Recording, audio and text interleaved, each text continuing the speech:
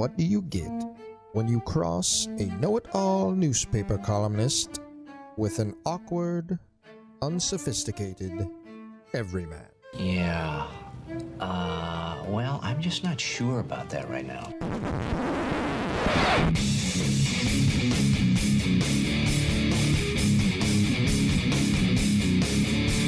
Welcome to Couch and the Roo.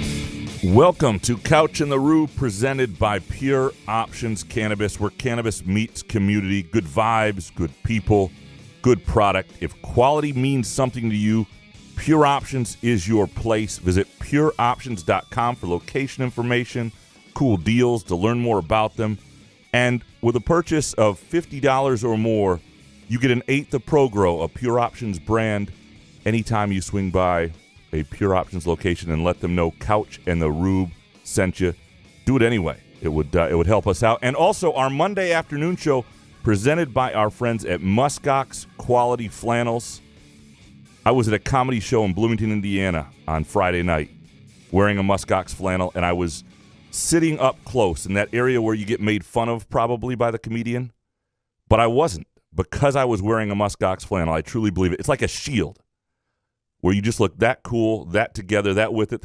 The comedian has nothing for you. Another quality to a Muskox flannel. You can go to a comedy show, sit in the front, not get made fun of. That with all the comfort and looking good and all that stuff as well. Go to muskox.com. Sorry, gomuskox.com and use the promo code HOFF for $15 off your flannel purchase. Jason, how you doing, brother? I will.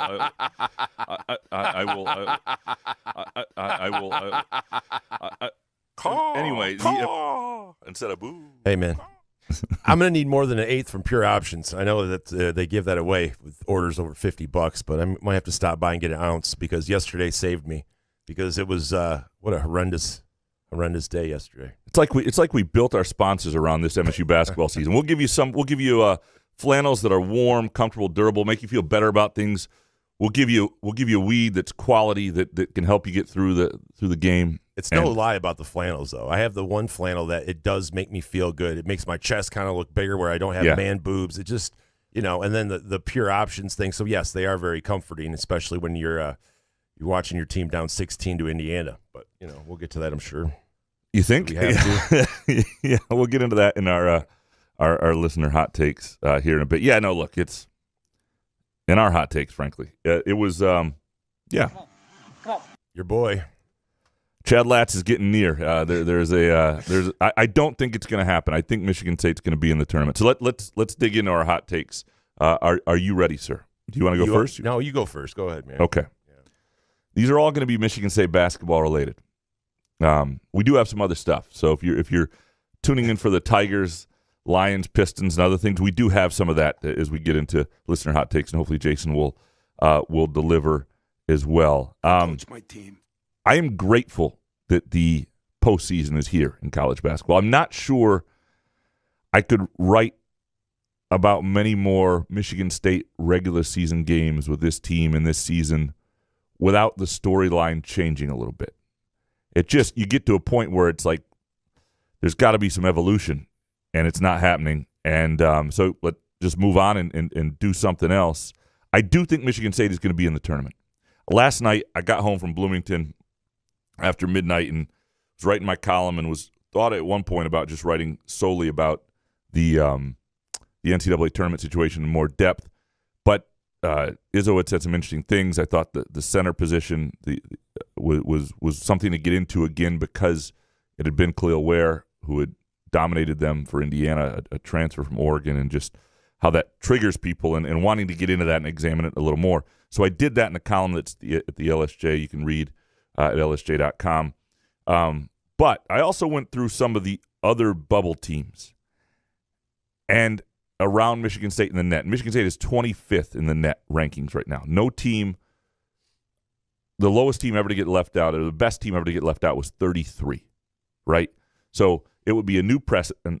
And the other problem is if Michigan State gets left out, then you might as well just not use the net anymore. If 25, and they could drop a couple more if they lose to Minnesota, but not a ton. They really aren't. They could lose. What's the point of net ratings then? You can lose 6 out of 19, and Yeah, I mean there are some questions now about you gain net ratings. Yeah, about how it's all configured and the fact that if you beat teams with game control and you beat bad teams by a lot, it helps you out, and whether that's get rid of it. Whether that's the right thing or not. I'm not saying it's the right thing. What I'm saying is the thing that the NCAA uses a lot, though, the NCAA Tournament Selection Committee, and wants to be a relevant tool, has Michigan State at 25. And if you leave 25 out, then next year there's no point in referencing the net, is what I'm saying. And so I do think they're in. And it's also not just about MSU. You can watch MSU play parts of games, lose 4 of 5, and think that team doesn't deserve to be in the NCAA tournament. But it's sort of like a top 25 bracket or a top 25 poll. I mean, you can say, well, that's not a top 25 team. Okay, well, then name the other 25 teams. A lot of teams after 15 are flawed, for example. A lot of teams on the bubble are flawed with lesser resumes than Michigan State. And so I think they're going to get in. If they lose to Minnesota, they're probably a 10 seed, and maybe that's the better route. I still think it would be they'd be uneasy if they lose to Minnesota. Like there'd be some nerves as the bracket's revealed until you see your name. And I think that might be good for this team and good for this program in a sense. They don't probably deserve more than that. I don't think Sunday's game against Indiana was as bad as some other things. It was just the dynamic of losing 4 of 5 and having it be a center dominate your centers and the final regular season of the game of the year, or the problem that's existed throughout the season. I think it's something that fans can't handle, and Izzo needs to be more aware of and sensitive to. He just does. And I'll get into that in a moment. What is yeah?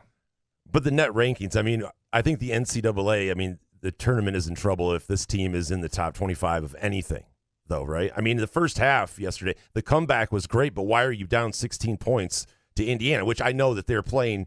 They're kind of hot, but at times Indiana looked worse than Michigan State did at times. But I just don't understand. Khalil Ware, you knew it. I knew it, that he was going to be out there. Why not use some of the Kohler's fouls to get him at the free throw line? He made 1 out of 6 free throws.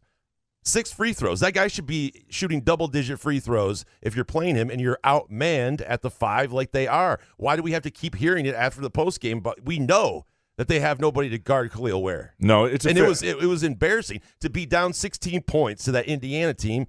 And yeah, they did come back and all gravy, but it didn't make me feel any better postgame. Even if they would have won that game at the end, if Walker would have hit that shot, I think he would have felt better. I think he would have felt different. Think so. I mean, the way they played, it's just the way you watch that game. And going, oh my God, do these guys know how to play basketball? Like the first half, they're so tight. Are they worried about getting yelled at? Like, shoot the fucking ball. Shoot it. I mean, what else can happen worse than you can't rebound, so you might as well just shoot and pray the fucking thing goes in. Well, it does sound like Izzo got into them more than he has at times. He got into Tyson Walker and he responded. I know, but we hear this shit. All the time. It's just the same old, and it's just I can understand the fans' frustration. And if this thing is going to end, the tournament streak, it should be with this team. I don't think any other team, I can't imagine a worse team to ruin the streak than this team, right? Like if they don't ruin the streak and there's some other team out there, I don't want to see that. I can't pay attention to that anymore. Yeah, and maybe we need to talk about Izzo maybe kind of leaving at that point. Mm-hmm. I'm just saying. I listen. It's just getting frustrating hearing the same shit, and even you in your column, you're like, man, I think they're in. So it's like everybody's starting to backpedal a little bit because you're used to getting into the tournament and not having to fucking pray to God that they beat Minnesota in Minnesota, and that's a coin flip. I'm just saying they're in the tournament. It's pathetic. They're good basketball players on this team. They're not good together. There's athletes on this team. There's great players on this team. That when they play well and they can play together, which is very few minutes of games, they're impressive.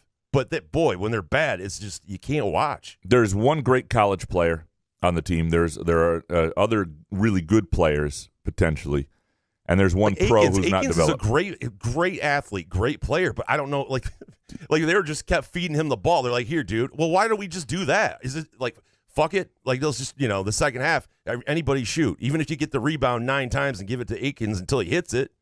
I mean, I guess that's what you have to do. If you can't rebound, you can't guard a 5. Then you just better hope that you shoot at least 45% from the field.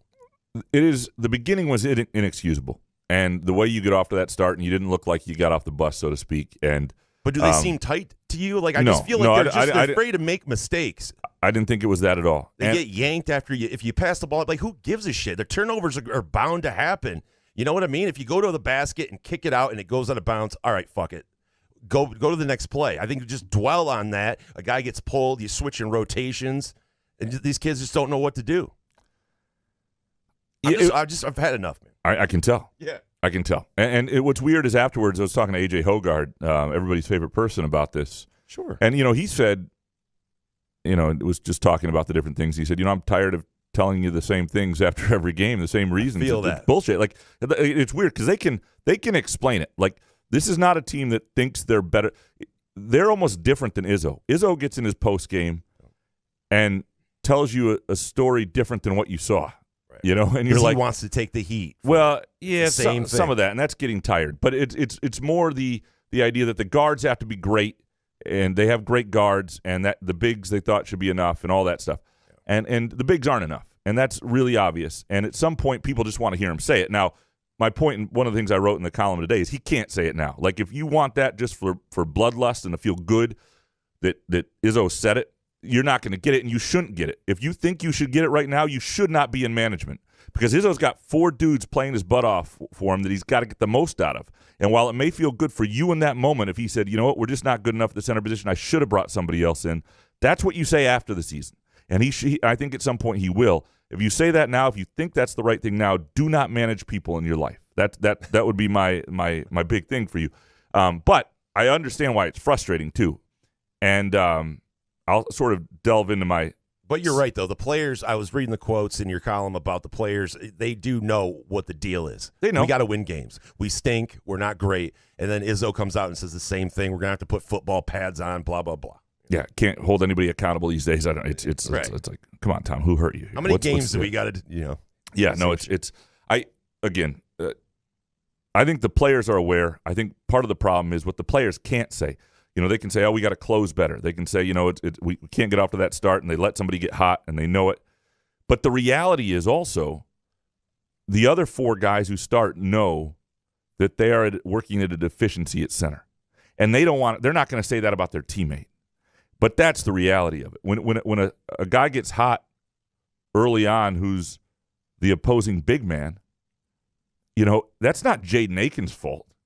That's not A.J. Hogard's fault.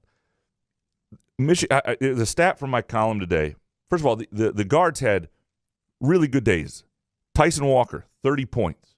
A.J. Hogard, 10 points, 6 assists, 1 turnover, 4 steals. That's a really good day for a point guard.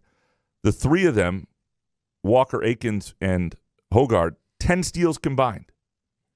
And even Aikens, who had some moments where he wasn't great, had some really good moments. Good enough. Plenty good enough. Malik Hall had a brutal matchup. He had like all the bigs on him. Like that was never going to be his day. But ultimately, it's been like 90-some minutes since there was no block shots at all.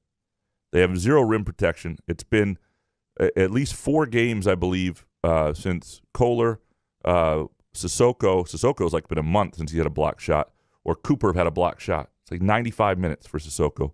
And your starting center, and this is the admission, if you're looking for something from Izzo to say this didn't work, we should have done something different, all you need to know is that the guy who started 26 games at center for you, for your team, played 6 minutes in the regular season finale. That's the admission right there, okay? Yeah. That's it. That is Izzo telling you, without saying it, I miscalculated and thought there was some development that was happening that didn't happen, thought they'd be good enough, should have done it differently. It's all in that moment. It's all in those playing time decisions. There's no question. To my second hot take, I will say this. Have you done your first hot take yet? Yeah, I think I did. Okay, somewhere in there. Yeah. Izzo, though, could use a page from D'Antonio 2016. The best D'Antonio ever was when they were struggling. He got a lot worse late. He was worse early sometimes. He got a lot worse late in terms of being defensive and ornery and things like that. But in 2016, when they went 3-9, before everything else happened, he was introspective. He was He admitted where they'd screwed up. He just sort of lived in reality with the fan base. And it made that season palatable, really did. Now, part of what made that season palatable was the first bad season. They'd had such a good run. It was like, whoa, this is different. Okay, you get a mulligan. But he also didn't sit there and go, F you, I've been good forever. This is actually better than you think. And I'm not saying Izzo's going quite to that. And he also has a team that's better than that 3-9 team. But there is a defensiveness, this idea for a guy who doesn't read Twitter that the fans are all out to get him. And the fans just want him to live at their level. They just want him to be like, fans want Michigan State to be good. They want Tom Izzo to be great. They want the program they, in many cases, grew up loving or have loved for 25 years. And he's just not meeting them where they are. And I think he's got to realize they're on his side. They're on his team. It's just, even saying what I just said would go a long way. We're not, and he said a few times, we don't have the set personnel. We don't have the centers. I'm even saying something like, I'm not going to throw these guys under the bus. That sort of line softens it a little bit. It lets people know, I get it. Clearly, there's not a lot you can do to fix it right now. Right. And I think that he meeting people where they are on this and understanding there's frustration, because ultimately you have a team with 4 other starters and some other players that may have been ready to really contend if you had the one other piece. And it's not just about Khalil Ware. Khalil Ware put 27 up against Wisconsin, which has plenty of bigs. It's about the idea of a transfer portal center or another big man option, somebody to counter it. Because the problem when you sit there and you talk about Jackson Kohler didn't make one play that was effort related, or this decision by a point guard, or this or that. That's true. That did cost you at least 2 points in a 1-point game. But so did not having a more capable seasoned center. And you could have done it without recruiting over anybody but Sissoko. And again, there are delicate things. I don't know what he promised Xavier Booker, and at some point I need to find that. Like, did they tell him in recruiting, we're not going to go get another big man, and they thought he was going to be a little more ready, and that's a hard thing to say right now. Like, there can be delicate things in roster construction that may have existed, but ultimately your responsibility is to be fair to your players, to give them the best chance to achieve their dreams, to win big, and ultimately I don't think that was done. Now, I don't think it was intentional, but it was a miscalculation, and so everything that happens because of that miscalculation is partly on his own. He keeps saying it, he's just not specific, and that's frustrating to people, if that makes any sense. Yeah, I'm sorry. I'm just done with this team. I can't. I think Izzo's using the fans as like a scapegoat, because you're right. If he doesn't use Twitter, like, where is he seeing this stuff? That people of course, people are going to be pissed and wondering what's happening, what's going on. Yeah, there's the contingent that want Izzo fired and all that, but I don't know. It just can't do this anymore. What is your next hot take? Do I have to really watch the Minnesota game on Thursday? Well, Fuck me. It's noon. You can do something else. Yeah, I mean, I'm shying away from. I don't know, whatever. But Peacock. It's on noon on Peacock. Man, a lot of people won't see it. Peacock. Tony Dombrowski will. Troy Weaver. I don't know if you saw Saturday night. The Mavericks were in town, Luka and company, and Troy Weaver, for some reason, was sitting down with the fans and got into it with a fan who told him he sucks at his job. Now, my question is this. I get it. Like, if you sit down there and people know who Troy Weaver is, right? Like, you're going to get some sort of shit, even though what was the attendance? 10,000 people maybe to see Luka. But if you're Troy Weaver and you sit there and go, I could kick your fucking ass, I'm sorry. What else do you need to see here from Troy Weaver? It's bad. And ownership won't do shit about it, but it's really I almost feel bad for Troy Weaver, but why would you put yourself in that position to sit down there when people are boozing, people are going to say something? And I think from what I've heard, the backstory is like he kind of took it at the beginning, and then this kid got out of hand a little bit. And of course, you want to tell the kid to go fuck himself, but that's not how you handle it when you're almost 60 years old, like Troy Weaver is. You maybe go up and talk to security and go, hey, go get that guy out of here. You don't go, I can kick your fucking ass right now, or I should kick your ass. How old was the kid? He looked like he was in his 20s. Okay, you know what you do? You buy the kid a beer. Yeah, I don't know. I don't know. I would have diffused it. I would have tried to diffuse it. Because you get some Jägermeister. When Let's fire this real party up real well. When you're Troy Weaver, you don't. Yeah, I guess. Yeah. I mean, the guy's already talking shit to you. I'm not buying him a beer. I don't have a problem with telling. Listen, if you say one more thing, you're out of here. Like, you know what I mean? Like, you don't. If you want to just say one or two things, hey Troy, you suck at your job. Leave it at that, right? But if you're Troy Weaver and you have a job as the general manager of an NBA basketball team, you can't threaten the fans. It doesn't work. No matter what level you are. I'm sorry. Even if you just were a GM that got us to a championship or something, you just can't do that. Yeah. Anyway, the Pistons are a shit show too. Is there anybody? When do the Lions play again? I need football. This complete ass. No, you can't do it. My fear about firing Troy Weaver is only this. I want the conversation to be with the new GM. I don't want somebody who comes in and wants his own guys. Because if the Pistons, again, I've said it before, they have 4 intriguing players. Do they fit together? We don't know yet. But it's not just Troy Weaver. It's ownership as well. That's probably telling Troy what to do. But yeah, to some degree, and that, I mean, he's dead in the water. If you have to listen to an owner or you can't make moves outside of an owner that lives out of state, most of the time you're fucked anyway. I do think that it was the owner, though, is part of the reason they probably have Kate Cunningham, which is good because fantastic. I think Troy wanted to go another way with that draft, so that he should lose credit for. But they do have 4 dudes. You got to make the right decision. You can't have somebody who wants their own piece and their own imprint on things. But who did Troy Weaver want instead of Kate Cunningham? What's his nuts at Cleveland? Not Brad Daugherty. Don't just start naming names here. Darius Miles. Fuck me. Hold on one second. Mark Price. Hold on. That would be a good one. Brad Daugherty. I already said that one. Larry Nance. Larry Nance would have been great. Craig Elo. No. Son of a bitch. Evan Mobley. God, I don't know why I blanked on that. I'm short on sleep. I drove back late last night and worked on him just a little. So there can be more of that today. You're usually good at remembering names. I'm usually great sleep at deprivation shit. Yeah. All right. I'm going to spin zone it for my third hot take. I got you. Let me get you. Hold on. Caution!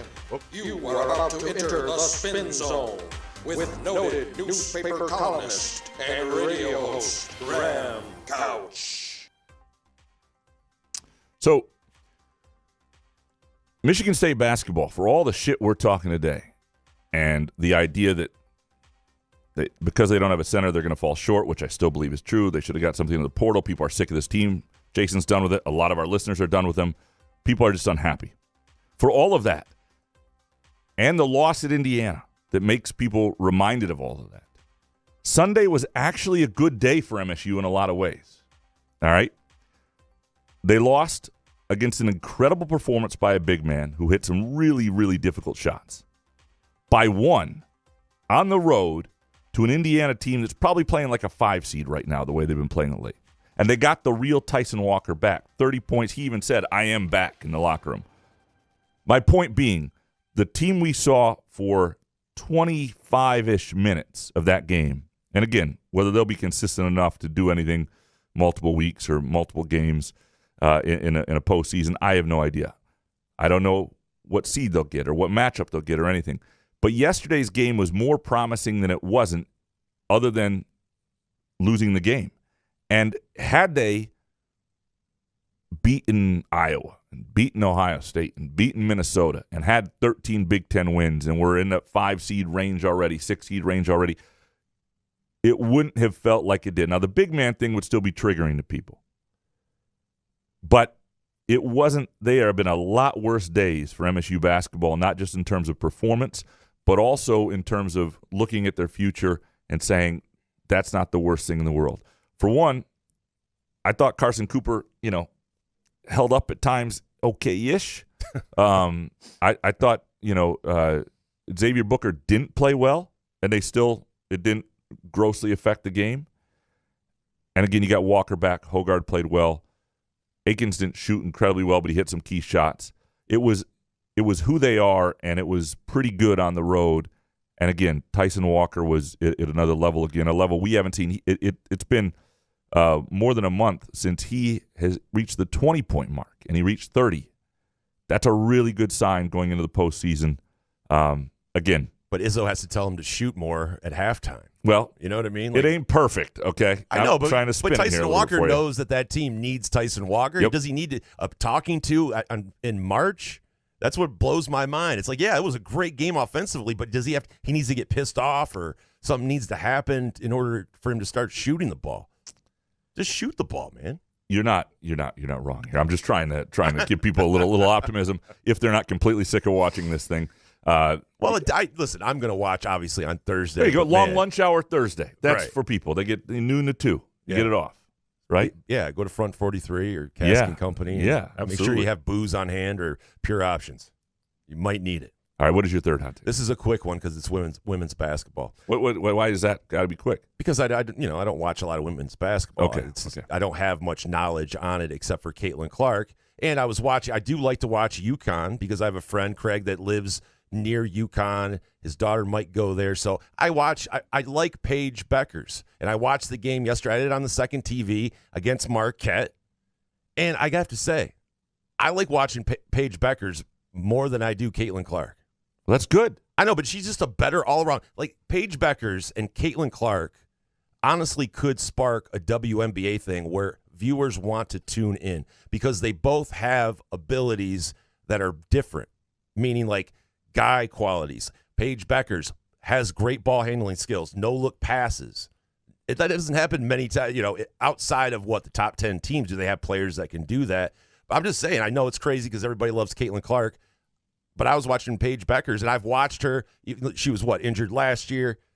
I've watched her throughout her career. I'm like, man, I like that girl because she plays a fun game to watch. And the women's game has gotten so much more fun in the last 10 or 15 years. So much more cutting, shooting, quick. There's just more quickness to the game. South Carolina, LSU, they're fighting.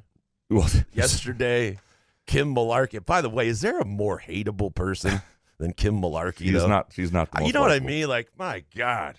Yeah, she's not. Dawn Staley. Shout out to Dawn Staley for just walking. I thought there was going to be a confrontation of the shaking of the hands after the game, and I'm like, man, she just walked right by. And post game, she had the great quotes about, hey, man, sometimes it gets testy, and big people shouldn't pick on little people and all that stuff. I don't want to hate. It's like Izzo. I don't want to hate Izzo.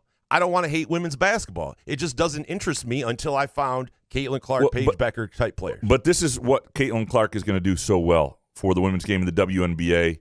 I'll give credit. I think it was Bill Simmons' podcast. I can't remember who he had on. They were talking about the WNBA and Caitlin Clark, the effect relative to like the NBA in 1979 with Magic and Bird, and how those games were on before before those two got to the NBA. The NBA playoffs were on tape delay. NBA finals were on tape delay. Right? College basketball was bigger throughout the 80s than the NBA, even through the Magic Bird era. It wasn't really till their waning time and Jordan and the bad boys and Jordan starting to take hold that the NBA surpassed college basketball. Now it's done so by far. And that may be the Caitlin Clark effect. She introduces us so many more eyeballs to the women's game, to the WNBA, to other players we like that we just wouldn't have thought to watch. And ultimately, over the course of her career, the ratings grow, the sport grow, the WNBA itself, not just the college game. The WNBA starts to catch up to the college game. In a decade from now, late in her career, the WNBA is a bigger deal thing in the summer. So that's hopefully the effect, that she just introduces us to more, I can't watch the regular season NBA, so maybe I have to go to the WNBA. There you go. It's something in the summer when your baseball team is shit.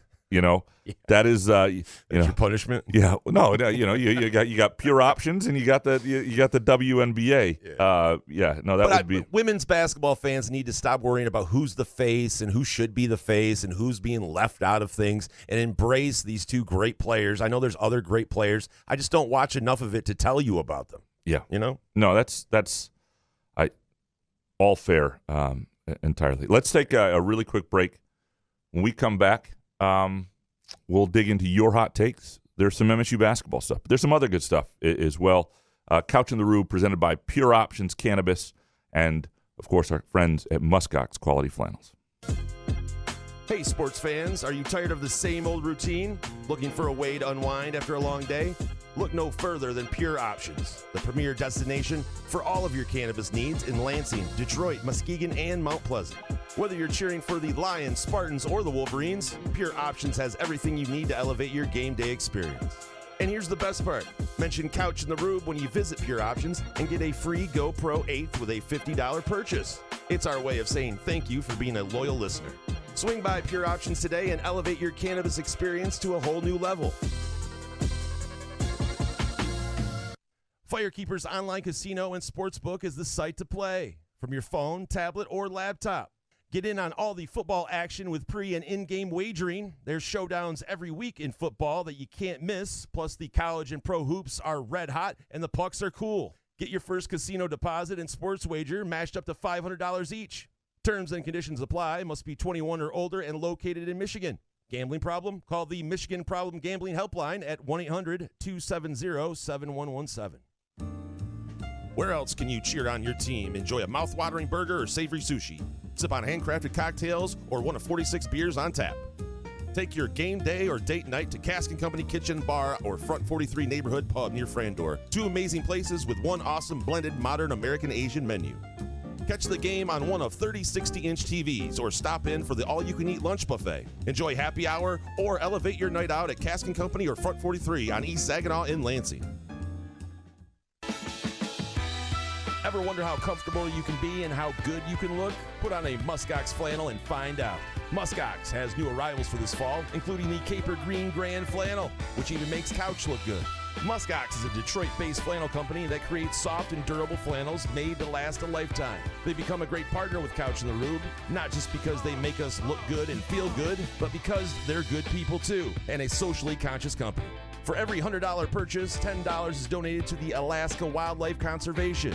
Muskox flannels are designed with 100% cotton that is ethically sourced and double brushed for softness. Feel the quality and comfort of a Muskox flannel by ordering at GoMuskox.com, where Couch in the Rube listeners can enjoy $15 off their flannel purchase with the promo code HOFF. Find Couch in the Rube podcasts on Spreaker, iTunes, iHeartRadio, Spotify, YouTube, Facebook, Google Podcasts, CastBox, and the Rube's favorite podcast addict.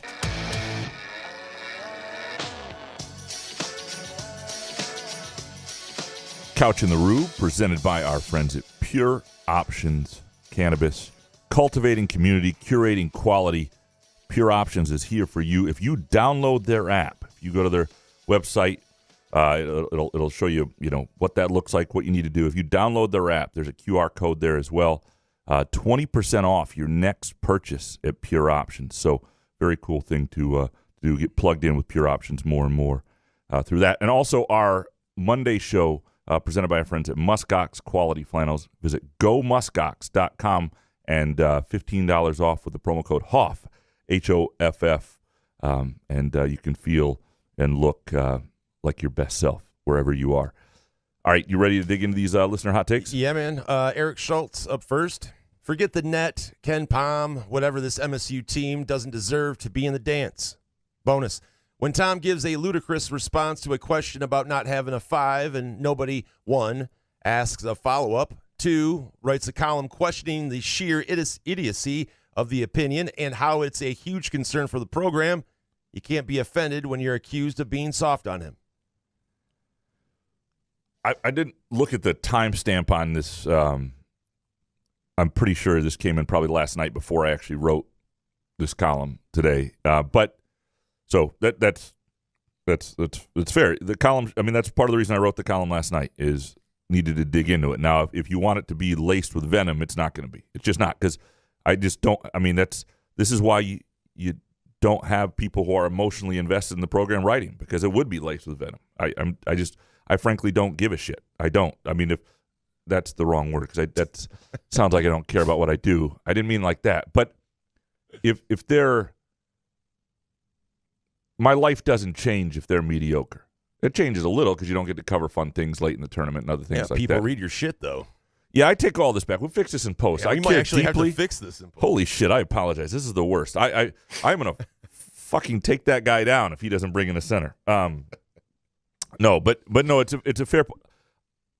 I didn't think there was anything in the press conference at the moment that struck me that, like, you've got to jump on this guy for that comment post game. Don't coach my team. Are there things I think he has said some things of late and had sort of a tenor about him and repeated phrases that are sort of tiring to hear. You can't be hard on anybody anymore. The blame me without specifics, and the guards should be great. Like, that's the excuse for the centers. I get all that. Like, it is frustrating, and all I can do is write the column that I did today, and hope that's enough for you. The other thing I will tell you a little bit about post-game press conferences too for me, if you ever feel like you're just not hearing from me in them, like at Indiana, where we're at the top of the arena, finishing the quick takes, racing down, getting around the court, getting into that room. He's already started. I'm kind of bleary-eyed trying to figure out where I'm going to go with my next column. The one downside of the quick takes is I do not put a lot of thought into things walking into the post-game press conference. I sometimes don't know what my next column is going to be. I don't know what I want to ask. I'm not always prepared to react. I'm just trying to get my bearings, and I think the quick takes are worth it. I think they add value to our coverage. I think I do a decent job at them, but the trade-off is I am less sharp and ready and present sometimes in those post-game press conferences. Dominic next. Number one, you probably think I've lost my mind, Graham, and that's because I have. I hate this team, hate them to the core. I hate this entire staff. I still sickly want them back in the tournament, but they don't deserve it. Tom, having to eat this shit would be perfectly poetic. 2, Jackson Kohler's footwork is the tum-tum moneyball jump shot myth. This clown moves like Stephen Hawking. He can't guard, he can't jump, he can't score. The dude is a fucking disaster. With apologies to Jack Bayless Ebling, every 5 is worse than the one that was in prior. 3, I'd like to personally thank Tom again for this spiteful hubris. He really valued his crybaby bullshit over adapting to reality. Don't give me the speech, Graham. It's clear now that we're wrong, yada, yada. No, it was clear then. Everyone fucking knew. Know who else knew? Tom. And bonus, if Brenda Tracy gets a check from MSU, it needs to come out of Doug Wojcik's salary. that useless, redundant fuckboy makes Dane Fife look like Phil Jackson. All right, so I'm gonna. You get a gift card, Dominic. Dominic, your prose is always well done. Did you see Kohler's dad? Wasn't very happy with him. No, yeah. was not happy with Take Dominic. Number 2, yeah. Okay, well let's dig into that. Well, good for Jeff for jumping in, because I actually agree with Jeff. I think Jackson Kohler is still I like Jackson Kohler as a prospect. I don't know what his ceiling is. I don't know whether it's being a really good player at the Big Ten level, but whatever level it is, I think he's a fun player to watch. I mean, he's a guy who lost half his sophomore season to a foot injury, and I still think whether he's quick enough to dominate at the Big Ten level, I don't know, or to really be a really strong offensive player, but his footwork is not an issue, and I just disagree with this. I think it helps MSU to have him in the program. I think he can be a player that's pretty good as a junior and senior, and I think he does things potentially. But I also understand Dominic's frustration with everything, and I think he's taking it out on Jackson Kohler. I don't think anyone's safe. Nobody's safe from Dominic, including me, and nor should I, because you know who didn't see it last summer, Dominic, is me. I mean, I was one who, of course, I didn't have a sense, even after watching Xavier Booker in high school, that he was this far away when he showed up. And that was... But when did Kohler get back from the injury? Oh, how long? How many Christmas. times can we blame these injuries? Yeah, right? How many months has it been? Malik Hall wasn't the same player last year. You miss all that development. You're never part of things. I know next year we're going to be talking about his injury. Well, next year it'll be Jeremy Fears is actually a freshman. That'll be the excuse. Well, he actually took a bullet. I mean, yeah, he can talk. He can say that next year. Okay. Well, I'm saying if we're talking about the injuries, comparing them. I give Jackson Kohler a complete pass for this season. I think it's hard to get back into a rhythm, and I'm sure he's frustrated because he put in the work over the summer to try to make a jump this year, and then really wasn't able to do it. And I'll be curious whether he sees Michigan State as his future or not. I have no sense of that. But I does think Kohler's dad want to come on the show? I don't know if he would or not. I don't know. I've had good interactions with him. I have no idea if he'd want to, but I don't know that helps Jackson. Jackson's his own man. You know what I mean? No, it helps us. I wasn't selfish here. Yeah, I see what you're saying. Yeah. Maybe next. Carson Cooper needs to have a kid. He needs some motivation to add strength for rebounding and finishing at the rim, a la Xavier Tillman. So if he has a kid, he wants to be away from the kid, so he's going to practice more. No, you have dad strength. You just have this like superhuman dad strength. It just comes out of like, it's holding a baby and your arms get bigger. It's all the shit you got to worry about. You just get this sort of adult dad strength. Not every teenage and early 20s college basketball player with a child, and there are quite a few of them, handles it as well as Xavier Tillman. So I don't know. Unbelievable. I don't know if that was Tillman was like, I remember talking to his teammates about it. Like, God, that guy's such an adult. Like, and there's no NIL back then, right? No, right. He would have greatly benefited from it. At least you could get like a nanny if you get some NIL money going. No, it's like you think about that last group, especially Tillman and Winston, that 2019 and 20 year, like they both would have done so well in NIL. And Tillman, to be honest, probably comes back, even though his college basketball, he had done everything he really could in college basketball.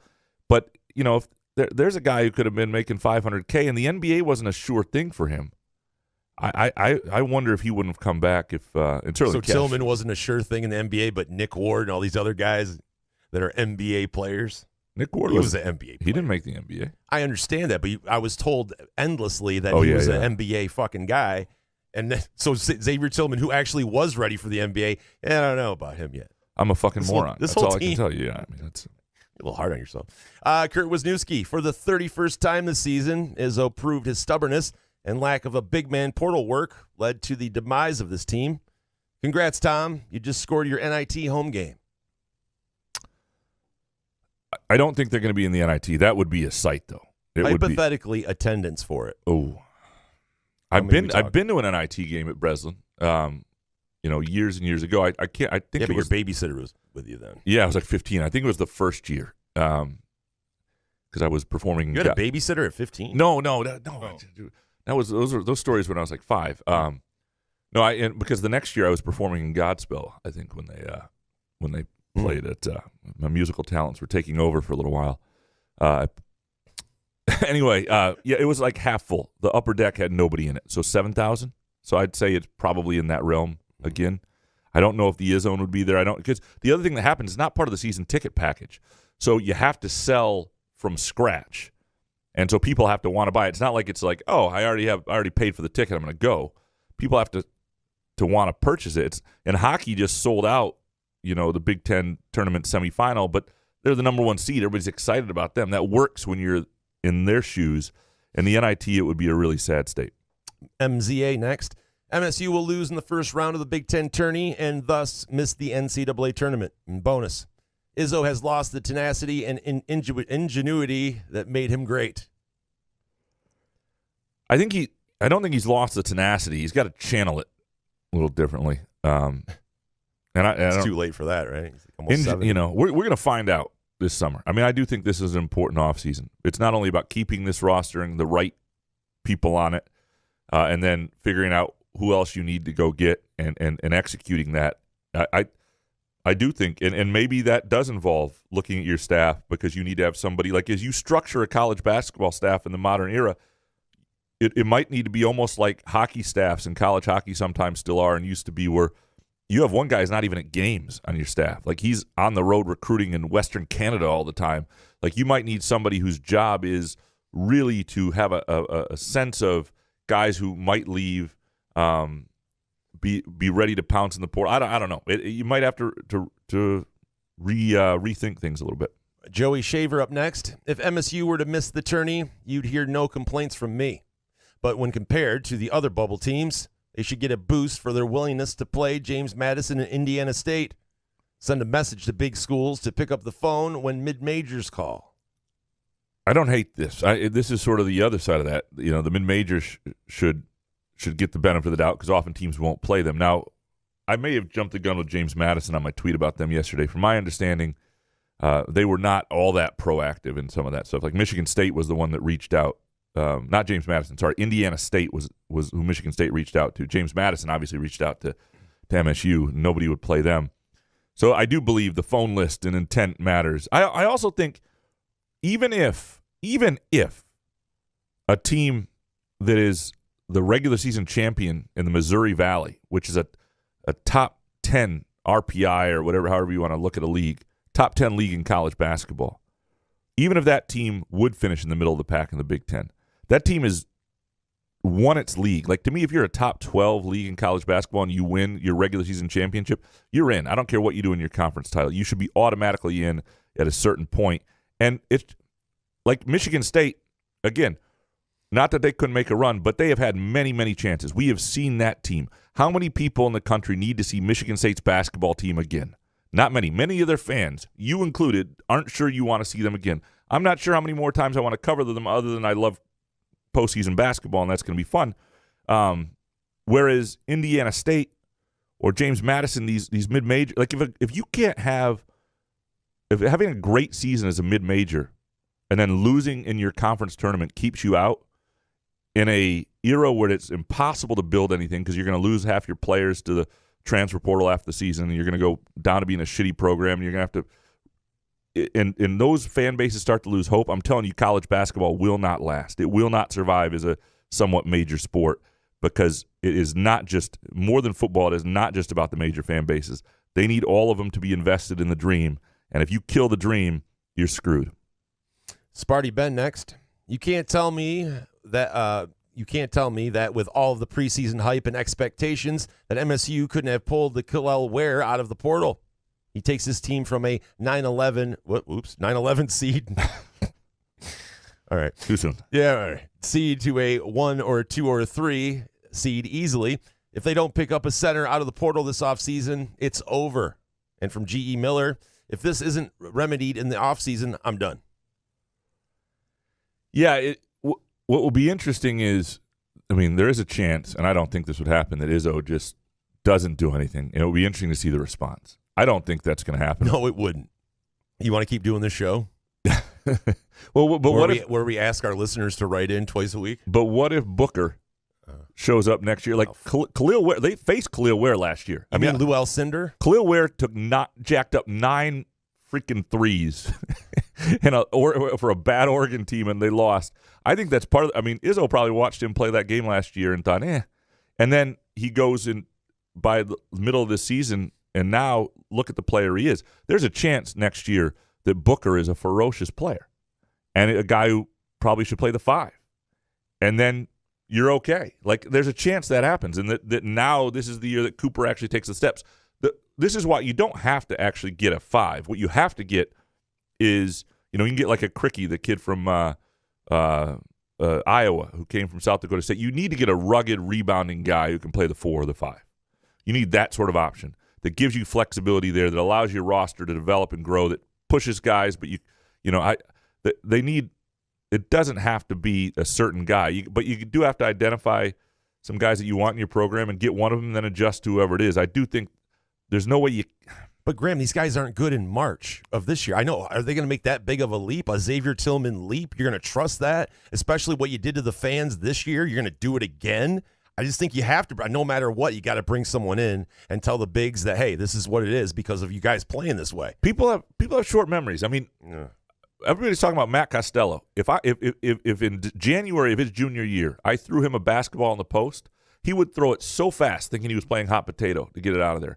Like, it's this, we romanticize the end of players and how they're remembered at the end and not who they were at the beginning. Very few players are actually ready at the beginning. That's why, again, they need to bring somebody in, especially this day and age when the transfer portal allows it. It allows you to fix your roster quickly, right. Especially if you're Michigan State, above all other programs where you have the cachet of Izzo, the standing of the program that you are, and significant NIL. Like, this is a lot of places. This is the problem. At the University of Michigan, this is a problem. They don't have good NIL with basketball. They got problems just getting transfers in. Now, grad transfers, it's not as big a deal for them, not an issue. But there are a lot of good programs where this would be a problem.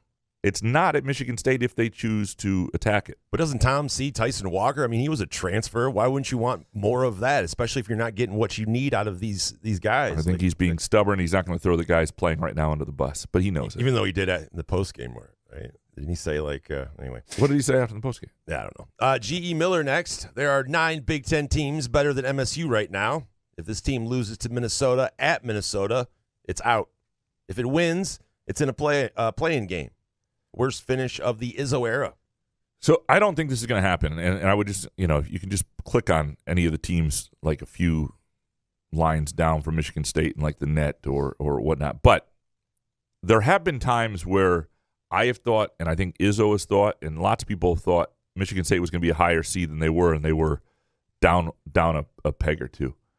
And so, and that, from that standpoint, it hasn't actually knocked them out of the tournament to this point. But, you could be surprised. I'm telling you, right, if they lose to Minnesota, Sunday will be a sweat, and it should be a sweat. I think they'll be in, but it will be nerve-wracking for people, and you could see a scenario where they're not in or they're in the play-in. I do know that I booked a hotel in Dayton today. I mean, I'll tell you that right now. I just Kyle Austin said, "Hey, Fairfield's still available." Booked it. Make sure I'm set because there's a chance that Michigan State's in Dayton. Bo Bolkowski next. Number 1, Trey Holloman is the only player that has exceeded their preseason expectations, and Malik is the only player who has met their preseason expectations. In order for this team to live up to their number 4 preseason ranking, everyone would have needed to meet their preseason expectations. 2, 4 mediocre centers does not equal 1 good center. And bonus, this team has done everything in its power to make us uncomfortable as possible going into Selection Sunday. These are really good from Bo.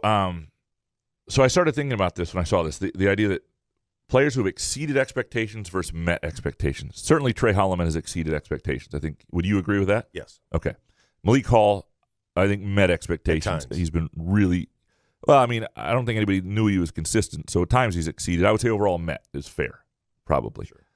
Jaden Akins is not. Hogard is not. Walker is interesting because when he's been healthy, I think he's met expectations. No? Yeah, but you don't know what the injury. I mean, how long it's been lingering. If you don't know, I mean, maybe he's been healthy the past couple of games, but it's. But he's their only hope, right? But you're right. I mean without Walker, what is this team? Cohen Carr, not met expectations. Xavier Booker, not met expectations. Carson Cooper, not met expectations. Jackson Kohler was hurt, but not met expectations. Madi Sissoko, not met expectations. Like, he's right in the sense that there is not a team that is played to the level of expectations for them, or I think to Izzo. I mean, hold on. Give me some off. I want to pull up this quote from my column today. All right. I am the passenger, and I ride and I ride. I ride through the city's backside. I see the stars come out of the sky. Yeah, the bright in the hollow sky. Okay. So this is from last year. This is last April. Izzo has a press conference, sort of a season wrap, look ahead, a lot of decisions. Some decisions had been made, some hadn't. And this is what he said about this particular team. I've got this team coming up, this year's team. I've got the perfect team for me.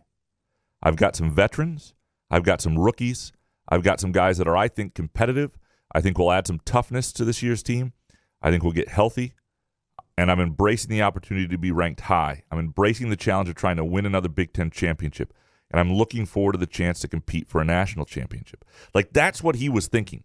So this isn't like, I think one of the important things about that is people wonder if Izzo's settling for this new standard of just being on the bubble or trying to make a run from a 7 seed, and this is who Izzo's going to be. This is not who Izzo wants to be. He's coping and dealing with what is. But that's who he thought this team was going to be. And for the team to be, like, he thought some of these guys, including his big men, were going to take steps. He thought Akins was going to take a big step. He thought a lot of guys were going to reach a level that they have not reached. Because you don't say that if you don't think it's going to happen. And that to me is, so it's on them for not getting to that level. No, it can be on coaching development. It can be partly on players. It's a mix. It can be on evaluation of players, and in terms of what I mean. Should you know where Booker is?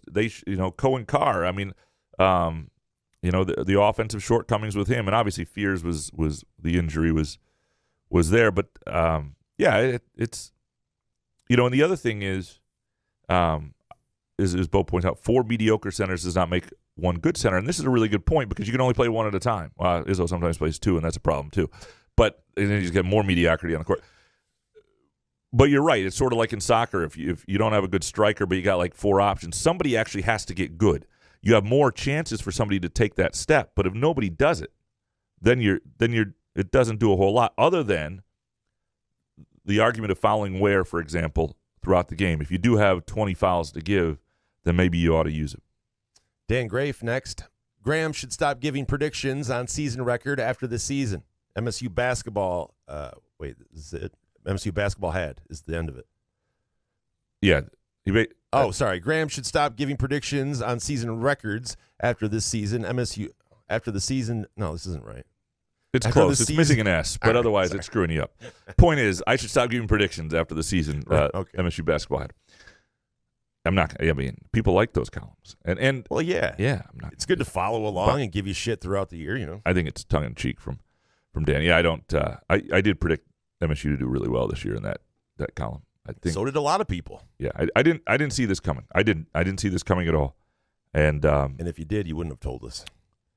I was just about to tweet that out. Mr. Benjen next. Purely baked, which I am. This is the worst team in Izzo's tenure by at least a factor of 2. Even worse than his first few, and they didn't have natty expectations. So this is the first purely baked hot take, which we'll put out this for these hot takes. You could send us your best hot take. If you want a bonus hot take, that's fine. And if you have an out there hot take, purely baked, presented by Pure Options, send it in. So we're going to do these now. So the idea that this is the worst team in Izzo's tenure, at least by a factor of 2, worse than his first few. I mean, I watched Quentin Brooks will a bad Michigan State team to pass East Tennessee State once at Breslin Center. Those are bad teams. But relative to expectations, you can argue that this is up there. Again, 2010-11 to me is worse. But based on what people thought was going to happen, this is in the ballpark. David Jackson next. We didn't foul Khalil Ware on the last possession for a 1-and-1, as I was screaming to do. Izzo was asleep, of course. Izzo was asleep. Of course, Ware missed the first free throw. Izzo cost us overtime. Same question from Vukorep, and a purely baked one. Every game our bigs get schooled. Of the maybe 50 scholarship bigs in the Big Ten, MSU has 3 of the worst 8. I don't really know who the backups are on most of these rosters in the Big Ten, but we need Greg Peterson. They don't. He knows everyone. They don't have a lot of starting ready quality. There's no doubt about that. The fouling Khalil Ware thing is interesting. At the end, I wouldn't have done that. They were tied at the end. Like, I'm not fouling anybody tied at the very end. Now I get you don't, but they were tied. Was it 64-64? Right, yeah. I thought they were down 1. He tied it. No, what happened? Hold on. You know it looks so good tonight. Call. Cockburn. I am a passenger. Come on. I stay Come on. under glass. I look through my window so bright. I see the stars come out tonight.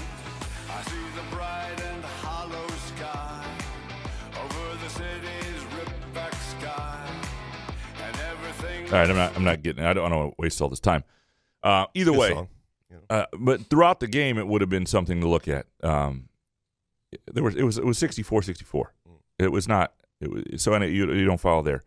But throughout the game, certainly hack a Shack. If a guy can't hit free throws, put him on the line, especially if he's dominating you. He did hit some tough shots, so it wasn't like he was just constantly dunking over them. One of the things MSU's big men don't do well, though, and Cooper struggles with this, and Sissoko used to when he played, is they leave guys to help when help maybe isn't needed, and then when that shot gets missed, they're not there to box out the offensive rebound, putbacks, a dunk, and things like that. And Ware was there for a number of those. They certainly should have tried a different strategy. And if they get in the NCAA tournament and somebody's in that scenario, you ought to try something different. You ought to try to take him out of his game. And the other thing that happens when you start missing free throws, you can lose some confidence too, and it can change the flow of things. Thomas Drongowski next. Number 1, someone transfers out from this MSU basketball mess. 2, MSU hockey will get Michigan in a raucous Big Ten final next weekend. And bonus, pure options might be the only option to get through this basketball disaster. So disappointing on every level. Players, coaches, everything. We should just see if they want to do that in their banner, like their motto behind me on the screen here. What are pure options to get through an MSU basketball season or postseason? When your team blows, pure options is here for you. Absolutely. Yeah. It worked. We'll do a marketing for me yesterday. Do a marketing call here soon. It will be interesting to see if anybody transfers out. I will be a little surprised if the whole roster is intact. I mean, transfers are going to start hitting Michigan State. Somebody's not going to be happy. Somebody's going to want a different opportunity, a fresh start. At some point, it's going to be somebody people really don't want to leave, and that's where it's going to get interesting. But I would be surprised if the whole team, if everybody can come back, who's an underclassman. Are you talking about Trey Holloman? He's not going anywhere, No, right? Holloman's not going. Oh. I would be stunned if Holloman went somewhere. All right, cool. But among the bigs, among who knows who's thinking. But what player would shock people, right? Other than Holloman? Holloman would surprise me. If he left, name a player that if he left. Fears would surprise me, given he's done his rehab at Michigan State. Okay. I would be a little surprised with Booker just knowing some of his NIL situation, and but not stunned. Yeah, but you've been on the whole thing of he's not leaving because of the NIL thing. Well, I'm not saying he wouldn't leave, but I'm saying it's not like this idea that it's there is not a lot of incentive to leave. Like, it's not like somebody else is going to scoop him up for more money. That used to be the fear, like somebody comes in and with a better offer. That's not really happening. All right. Matt C. next. I'd rather hang out with Chad Latz for 72 straight hours than watch this team try to rebound anymore. Izzo is more baked than Jason on 2,000 mgs of pure options. And bonus, I've never been more excited to see a season end than this year. Never having to watch Mahdi, Hogard, and Hall try to play basketball again is a great day for MSU fans. Rather hang out with Chad Latz for 72 straight hours than watch this team try to rebound anymore. We can make that happen. Yeah, if you'd like. Yeah, you can skip the Big Ten tournament, Matt, and we will we'll set you up. You'll have fun. You can even take my run if you want to. Nope. No, I'm locked. You want to buy out of that? You can buy out of it. What's the buyout? Tattoo. No, I'm not getting a tattoo or lats. Is that what it is? What does the tattoo have to say? We can think about it. No. You get it on the bottom of your foot. Because that's insulting to Chad. Like a man who's in 44 years of his life has never had a tattoo because he doesn't want one. Yeah. Would rather put ink on his body than hang out with somebody for an afternoon and drive him around. That's really insulting. I have no reason to not think that would be the most enjoyable afternoon of my life with Chad Latz. All right. Just giving you an option. Andrew Gauthier next. MSU centers are bad. So bad. Can't defend, score, or rebound at an average Big Ten level. And bonus, the Red Wings jersey patch has cursed the team. Wait, have the Red Wings free-falled?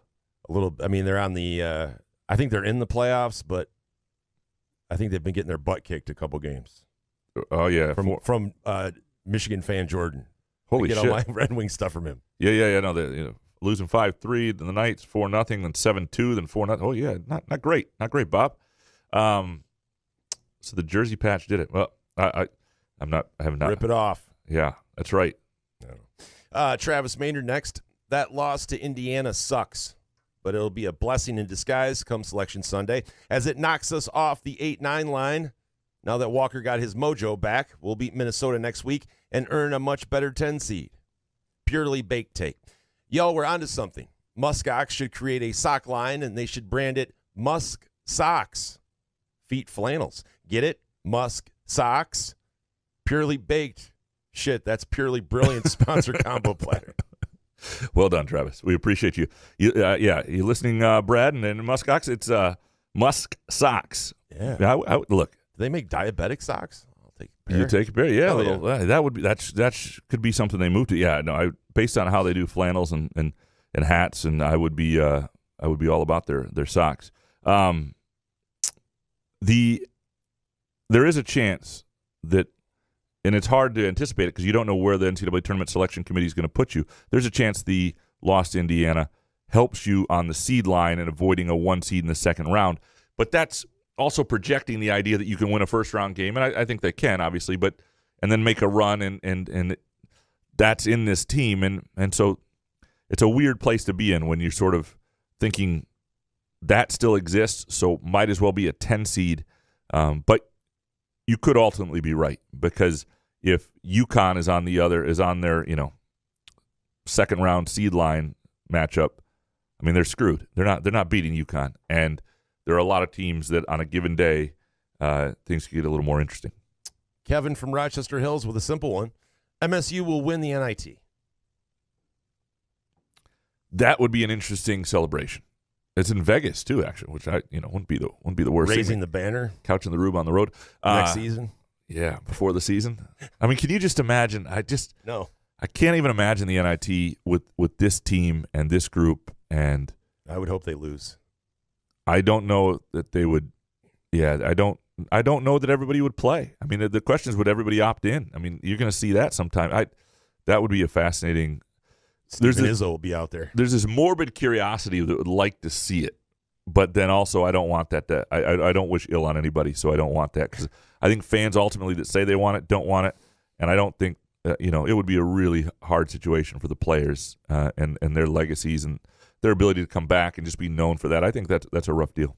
Tyson's Fury next. MSU will be the highest ranked team in the analytic rankings to miss the NCAA.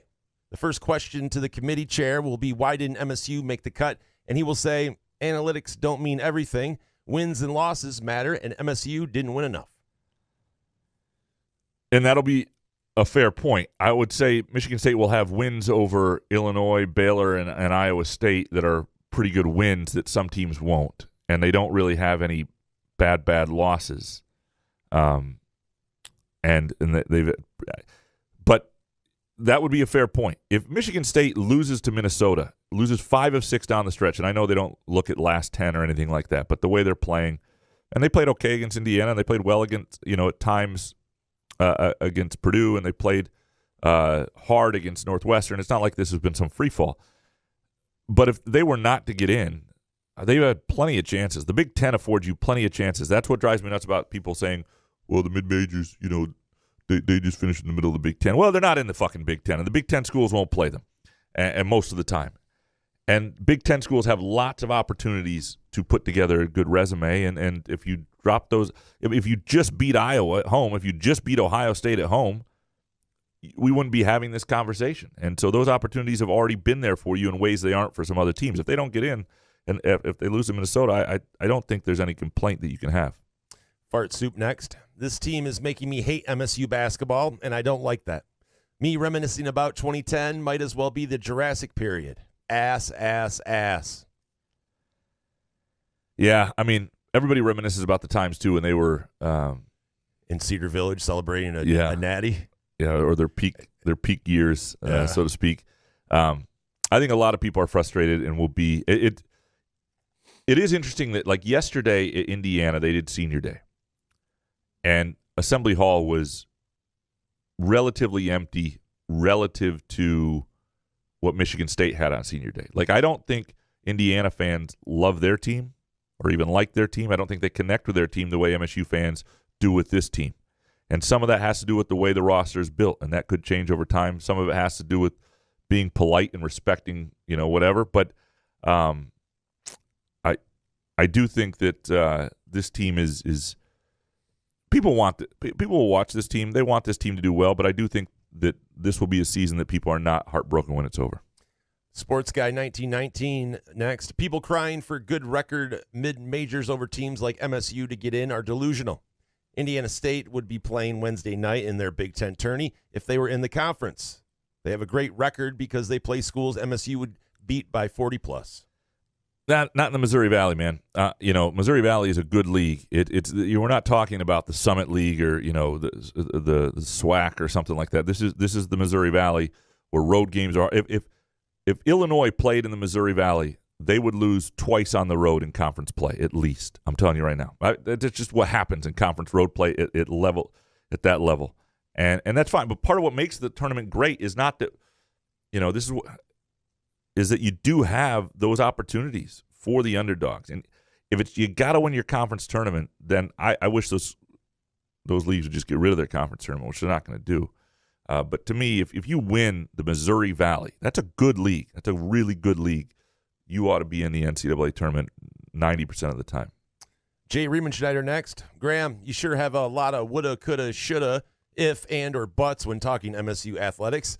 All teams have to deal with injuries, production slumps, roster mismanagement, and tough schedules. There are no excuses or alternate realities. It is what it is. Just get the job done. You know, I mean, I don't.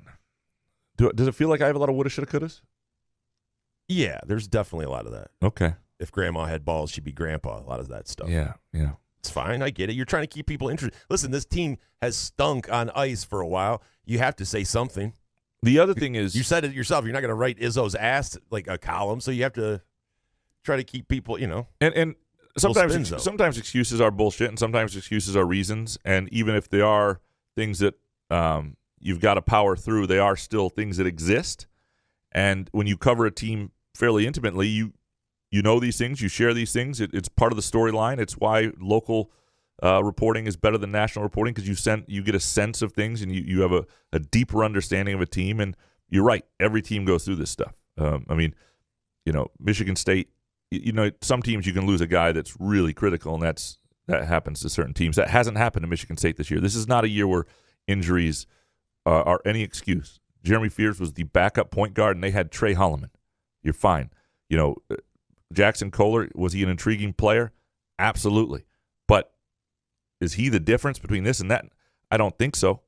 I don't mean to have woulda, shoulda, couldas. But we also have to fill a couple hours here. NPC softball dad next. Graham is normally fair when covering MSU, but the way he tried to convince us Northwestern is the 1990 Running Rebels and not just Boo Booey and 4 white guys from IM West was laughable. You're welcome. Northwestern just went, won on senior night. Convincing. I mean, that's a program that has some culture to it. It's how many games are they? They're making the tourney, right? Yeah, they're in. All right, they're in. How many games they winning? Depends on the seed, but maybe one. Because nobody. The thing about the Big Ten is only 2 teams are going to have seeds that predict them to win more than one game. Only Illinois. If you're not a top 4 seed, you're not even supposed to win more than one game. Only Illinois and Purdue are going to be top 4 seeds in the Big Ten. T-Bone's dad next. Watch this, Graham. Here's a purely baked hot take question. Is Braden Smith actually the MVP of Purdue? Spoiler alert. Fuck to the yes, he is. Without his elite guard play, Purdue wouldn't make it past the Sweet 16. And bonus, a part of the reason this MSU team has underperformed is they are collectively too nice. You need at least one main player to be a bit of an asshole. I think they've got guys who can play the role of asshole on the team. But, yeah, you're right. You do need they don't have somebody who's got real bite to them and is respected for having that bite. Braden Smith, it's a absolutely fair argument. The guy against Michigan State played 40 minutes.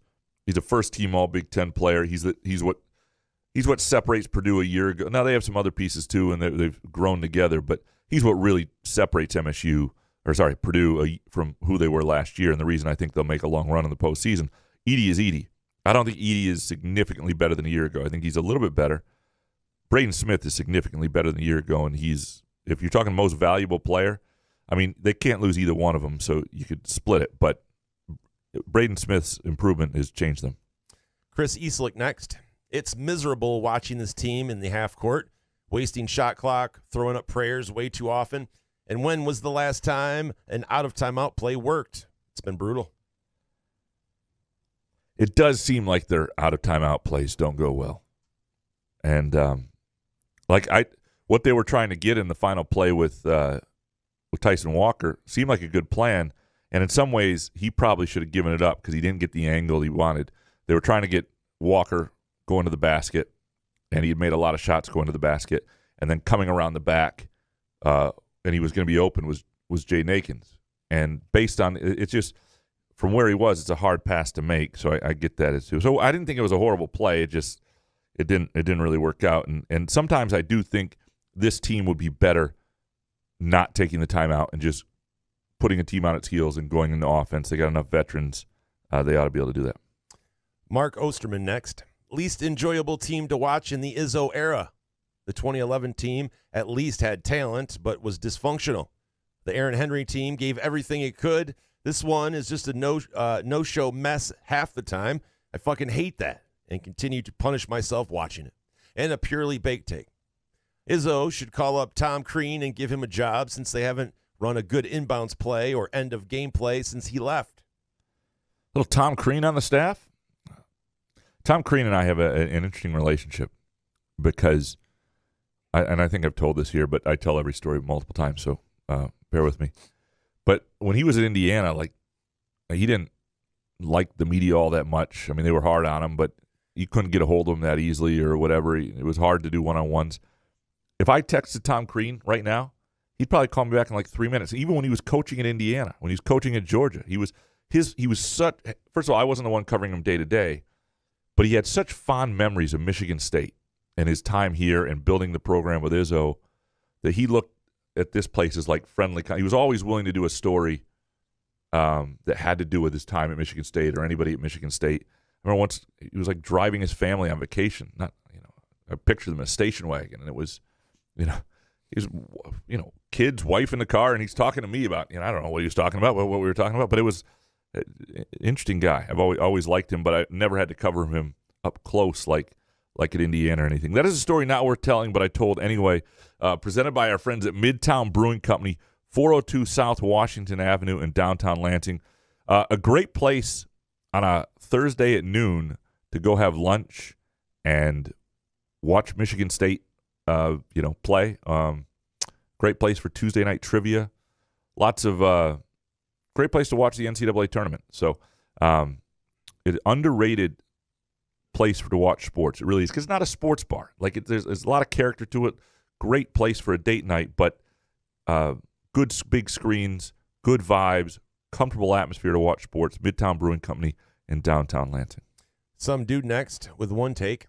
My mom is 75 years old and likes sports. This is the time of year when I have to explain to her how all of these tournaments work and what happens. She never really understands it, and it makes me think that she doesn't understand it because it's fucking stupid and makes no sense that we have a Big Ten tournament.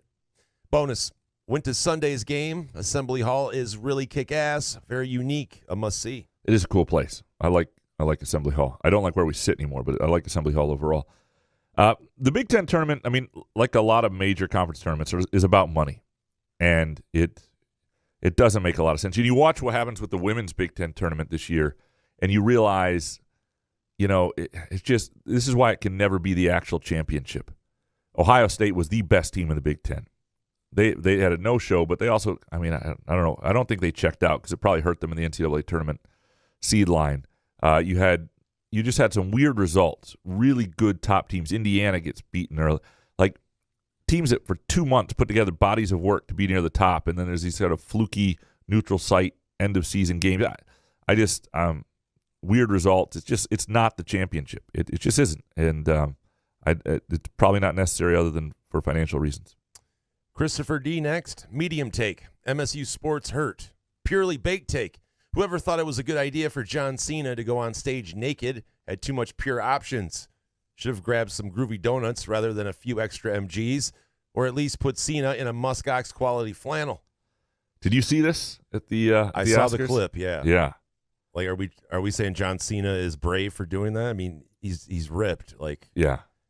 If there's a roly-poly guy that gets naked on stage at the Oscars, yeah, that's pretty impressive. He performed. He performed the skit well. Like it was well acted. It was funny. But you would not see me or you out there doing that. Well, for a certain amount of money, but I'm saying if people are congratulating John Cena for being brave enough to take your clothes off in front of those people, how much money? Always be naked. How much money would it take for you to be naked in front of a national television audience? $10,000. You do it for 10? Yeah, I'd do it for less than that. Really? We found you're out of the Lats bet. Yeah. Call Channel 10. Can we get you on?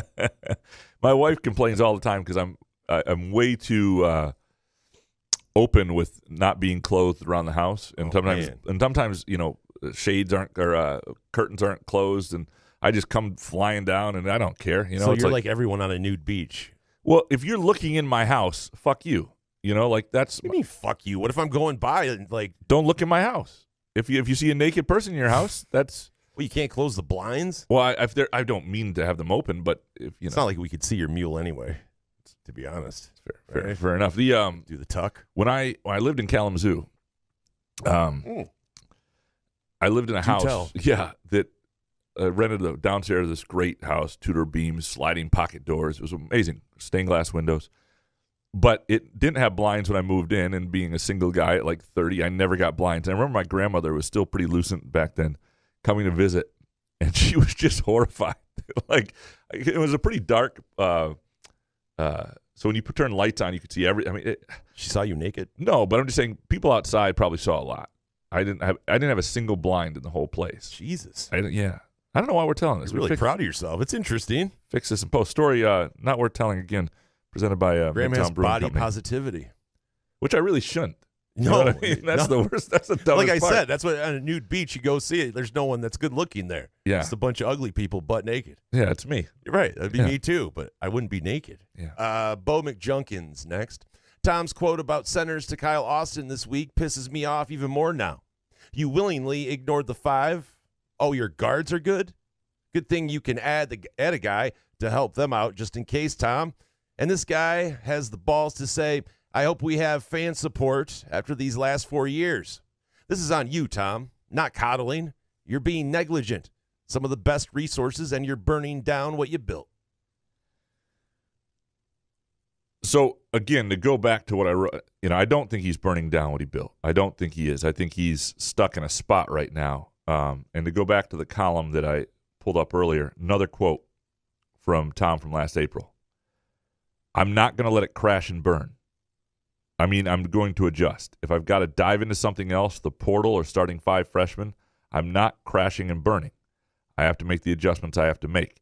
So, again, he didn't think he needed to make adjustments for this team to be great because I told you the other quote. I've got the perfect team for me. Looking forward to, a chance to compete for a national championship. He thought this team could do it. That was his assessment. So I don't think he's going to let it crash and burn without giving it a real – I mean, he's not somebody who's just so out on the idea of the portal. He may not like these things, but I will be very surprised if he doesn't make another run at trying to have the type of players that give him a chance to compete for things. Ramblers Dog 97 next. They just don't care. Save the they do care, but you can't say they don't care because they obviously don't fucking care. The players wouldn't come out of the gate looking like that, and the coaches wouldn't draw up sets like the end of the game one if they gave one single shit. And bonus, people getting prissy about player-specific criticisms on Twitter need to fuck themselves with a cactus. Wow, all right. These guys are adults and make significant money. If a 23-year-old plumber flooded your kitchen, I bet you wouldn't say, oh, well, he's just a kid. So this stems from, I believe, what I saw on Twitter, and I could be totally wrong. I saw somebody post a picture of A.J. Hogard and basically say, this guy's the fucking worst person on earth. That's not what he said, but he's not a good... Fuck himself with a cactus. I overstepped there, but it more like, he's not even a good person either, or something like that. He's a shit person or whatever it was. Sick burn. And it was tough. It was mean. It was mean-spirited. I'll say this. You don't need to be mean-spirited to people who don't play well in basketball. Remember, I try to approach every column with this understanding. 1, to be fair. 2, to remember everybody has a mother. And can I look that person's mother in the eye after I write the column? It doesn't mean I can't criticize them. Doesn't mean I can't be tough and fair to them. But it does prevent you from being a jackass. If your own mother would be embarrassed by it, don't tweet it. Don't be an asshole. That should be your basic tenet when you sit down to tweet. Don't be an asshole. Yes, it is a different game, and it's an evolving game. When there's a difference between a 19-year-old and a 23-year-old, and now that they're making 6 figures in NIL, it does change the equation a little bit. However, just because somebody's 23 is not a fully developed human, number one, and it's you still don't be a shit to people. I would say that said, criticisms versus crudeness versus meanness are different things. Like, where on the line is that? If you're criticizing somebody's basketball or effort, whatever you thought it was on the court, I think that's fair game. But the step further than that is probably not, I would advise, going to pureoptions.com, finding the nearest location, chill a little bit, and it's easier. It's a better way to go. If everybody only tweeted when they were on Pure Options, when they dropped an edible or whatever it was, they would be more funny. Twitter would be a much better place. Yeah. Scooter Tramp next. They lost, and that sucks. But I haven't lifted a single weight or shot a ball for the team. Lost a couple hours, but even that was entertaining until the last possession. So that's a win for me. I'm okay. Big Ten tourney time. Go green always. See, Scooter Tramp is high. Scooter Tramp stopped by Pure Options right before this. Jesus Christ. It was entertaining until the last possession. What about the first half? They were down, 16? Yeah. No, I think 17. I think he dropped more than $50 to get the free eighth at Pure Options. Attaboy. Yeah, well done, sir, because that is a very positive outlook on life. I want to hang with you. Just mention Couch in the Rube. That'd be great. Yes, yeah. JD next. Graham, make sure you take Chad to Omar's and stop by Medawars for their Christmas deals in case he finds the one. And bonus, this team will be a 4-seed or better next year as long as Izzo wakes up and gets a fucking center. I don't mean to be the ghost of perpetual hope for Michigan State basketball, but here I go. Yeah, but if they add a couple pieces, there's the core of something that could be fun to watch. I mean, Xavier Booker, I think, has tremendous upside next year. Fears, if he's healthy, could be, and I think, a pretty good point guard. Holloman will be there if Akins comes back. Like, Cohen Carr's got to take some steps, but you know, obviously, athletically, he's fun to watch. There's a lot there, but it does have to develop. You do have to build one of the things the Pistons screwed up this year, big time, was not their core four were the right four. It was building a roster around them that gave those guys a chance to flourish and grow. And in Michigan State's chance, you're not just looking for that. You're looking for somebody who can help you compete at a high level. You have to build the complementary cast around guys and do it in the right way. Corey Ostrom next. The gaping hole at the 5 is exposed, and every team will exploit it until MSU figures the counter. On offense, it's ball movement. There needs to be quick ball movement around the perimeter, inside and out. Stop dribbling and move the ball till a lane or 3 opens up, and be quick. I agree with Corey. Actual solutions, Corey. Good stuff. Yeah. No. Shoot the ball. And you did see it at moments. You saw them there were some passes fired, cutting off angles. There was some good stuff. Well, when this team plays well, yep. it's addicting. But you just don't see it that often. Yeah, I think that's what's frustrating to people is everybody's seeing teams that sort of grind their way to just make the tournament and don't really have the talent to do much. Right. And you respect it. It can be frustrating to watch, but you understand it. This team has moments where you go, oh, well, that's something, and just not enough of them. And then, they've got the center spot. Peasy next. It's so embarrassing being a Pistons fan. I don't care that we're 10-53. I'm used to losing. But seeing our GM tell a fan he'll beat his ass, embarrassing. If Gores knew what the fuck was going on, Weaver wouldn't have had to hand in his resignation by now. I don't care what that fan said. And bonus, Izzo knows this summer is the biggest for the program in years, maybe in his entire tenure. I'll be curious to see if they let Troy Weaver do this offseason. I think, to be honest, he screwed up in terms of building and maybe needs more help in the front office. But I think Monty Williams is a bigger issue. And I don't think you're going to get anywhere with him as a coach. And you're going to need some sort of sex scandal or something like him beating off on the phone to somebody to get him out of there. He's not. But you still have to pay him, I think. I don't think he's that kind of guy, though. That's right. the problem. I'm just saying you need a hypothetical situation. How could you get out of still owe him $100 and some mil?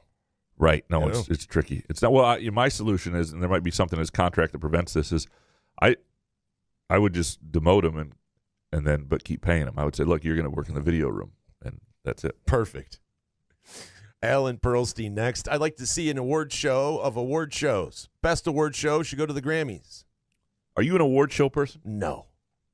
Not anymore. Back in the day when internet was slower and there wasn't much to do, you'd watch it see if anything happened. But right, because your other shows will all be reruns the night that one of these things came on, too. I just don't. There's other things to do. There's so much to watch, Netflix and all this other shit. I could care less. I used to be big into it. When I was in college in Chicago, I went to a pretty large film school. So, in the residence halls, Oscar Day was Christmas. Oh boy, it was crazy. It was you guys are all critiquing and some of the types of films. Luckily, I had a roommate, Tom Snyder, brilliant guy, great writer. Has done some independent films and things like that. But he was also a basketball fan. He was a diehard Illini fan, and we went to a few games together. He understood sports. He was actually cultured, not unlike most film people who just know one thing. Or, sorry, I'm a jackass. Fix that in post. I did write a column in college called Columbia Lacks Balls, and the whole point was there was this lack of sports culture, and people acted so cultured. But fuck, I know the score to Les Mis. I've seen a lot of movies, but I also know what's going on with the Pistons that night. Like, that's cultured. It's not knowing sports doesn't make you cultured. But my buddy Tom, my roommate, he knew if it was a Graham movie. He saved me from so many artsy films that I would not want to see. I'd be like, they'd be going off to some screening in some place, some first showing, and everybody's all dressed up, excited to go, and I just look at him. A Graham movie? If he said yes, I'd go with. If he said no, and he knew the line. He knew it perfectly, and it made my life good. There must have been ladies everywhere. Story not worth telling again. Midtown Brewing Company. If you haven't been there yet, great place for a date night for any occasion. And the American Stout, my favorite stout beer in the world. Favorite stout is the American Stout at Midtown Brewing Company. If you're ever there, give it a shot. Mojo Jojo next. In addition to Graham's point on Edey being the main piece on a second unit, an enterprising team in the Western Conference will take him in the second round as a big body to wear down Holmgren and Wemby as we enter the super freak beanpole era of the NBA post-LeBron. And bonus, Brie Larson needs to consciously uncouple from Nissan. I think she's a great actress, but seeing her 1 million times in these ads during any given game for years now makes me less likely to watch any of her movies or shows. Hashtag the Equalizer effect. I don't even know if I know who Brie Larson is. Let me look her up here.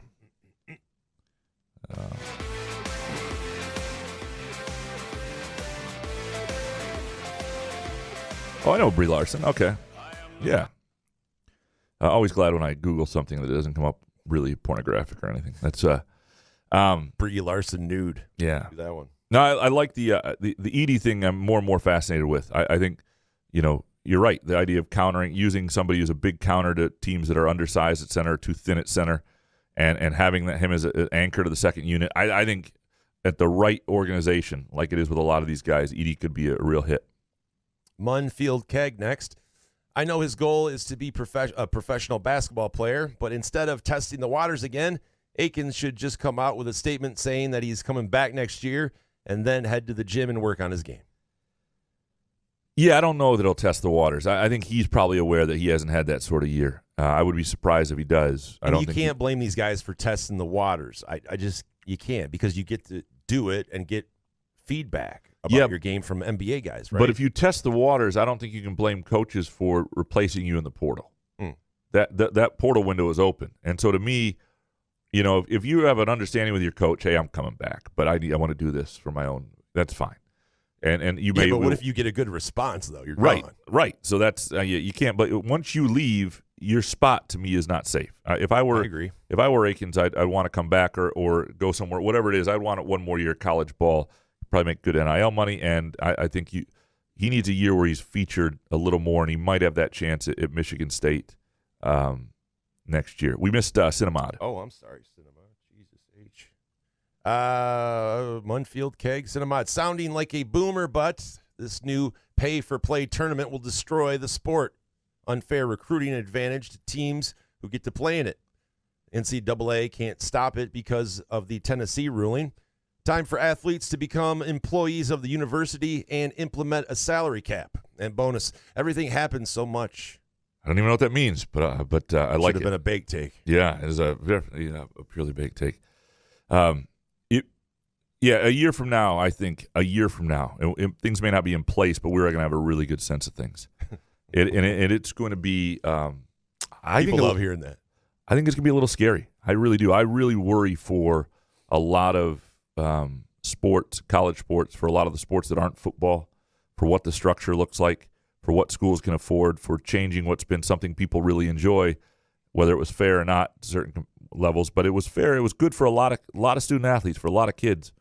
And I don't know that what's coming down the pike is something most schools can afford. Jeff Peterson, Jaden Akins will suit up for a team other than MSU next season.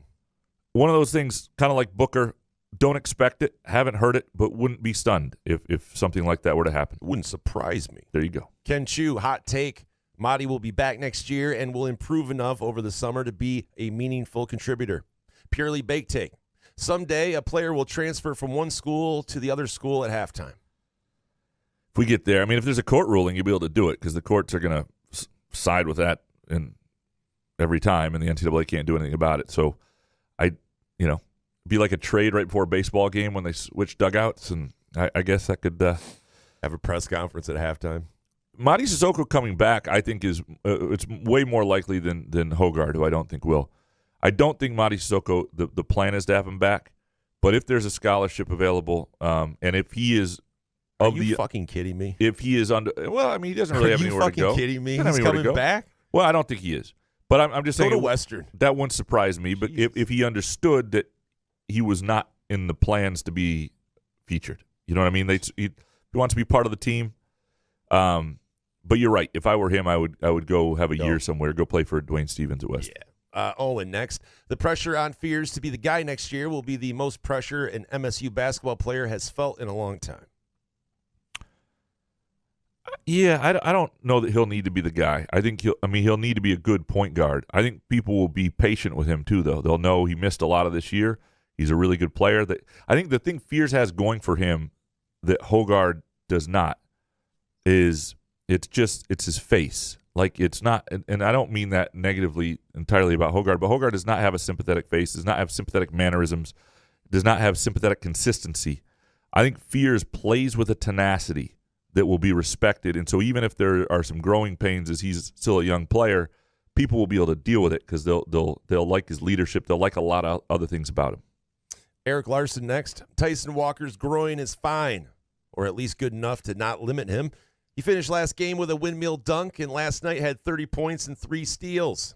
He was in a slump the way Jaden is now.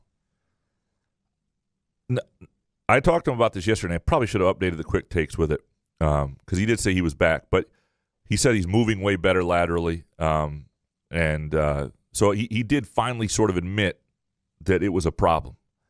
And I think for him, that's the best sign that he is back. Because he's not somebody to admit when he's hurt. He doesn't want to give people that edge. He doesn't want to make an excuse. He's very, very – you just can't get it out of him. So the fact that he sort of did that after scoring 30 and feeling good sort of tells me that he actually is good, and that's a really good sign for Michigan State, just in time. Jonathan B. next. The Tigers are misjudging our patience if they think they can march Javi Baez out there every day hitting 150. That will be the proof they aren't a serious team, and fans will abandon them much more quickly than last year. Wasting this pitching staff with 1-0 losses is unacceptable. Yeah, but he makes great defensive plays out there. Sometimes. He makes spectacular ones. He doesn't make consistent ones. You have to when you suck at the plate the way he does. When you strike out fucking 80 times in a row. I got a not hot take, not purely baked take or anything for you. All Medium take. Javi Baez will not be in the lineup or the starting shortstop by August. All right. Even though they'll have to figure out what to do with that contract. Because what are you going to do with it? So was it 90 mil still? Yeah, I don't know if you don't eat it or if you just designate. The owner doesn't want to spend money. You think he's just going to if they're competitive and he's not producing, he won't be in there by August. I hope you're right. Luke Bungie next. Liverpool versus Manchester City is as good as soccer gets. High level stuff. Incredible game. Is that a bake take? It's you would like it like. Every time there's one of those on, I keep thinking, damn it, that was a chance to show Jason soccer because I always fear the nil game. I've seen soccer. You haven't seen great soccer. I'm 45 years old.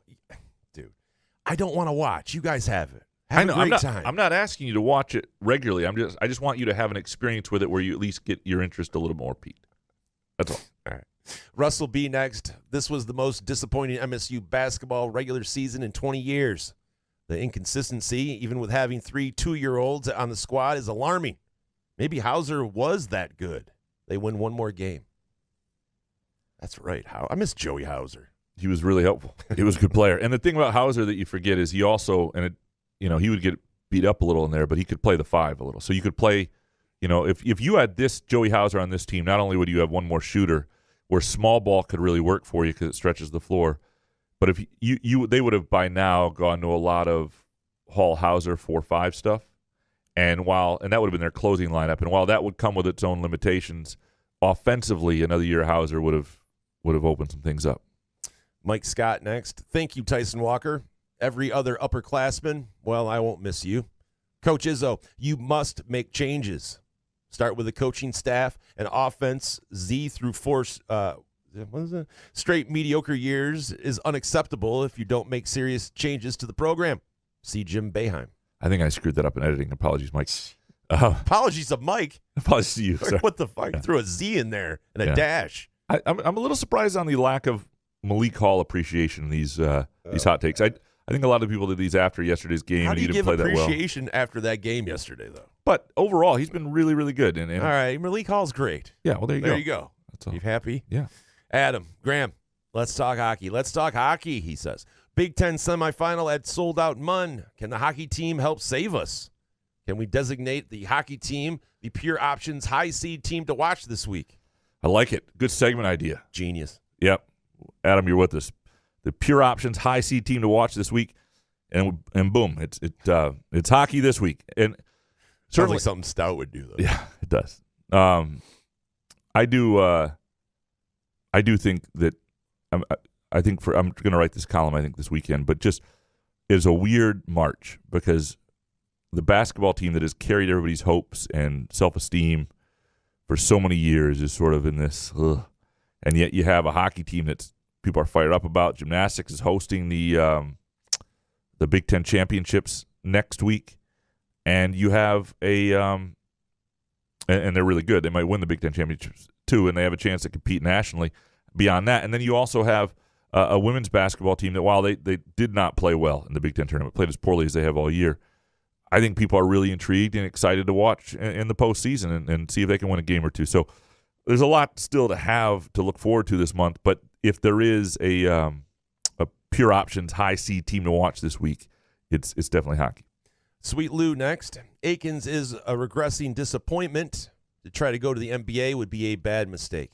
And bonus, a tip to Graham, when you finally manscape that chia pet, you'll shock your wife by growing 2 inches. 2 inches. Sorry, I should have written that. Well, thank you. I look forward to that. Yep. She'll be thrilled.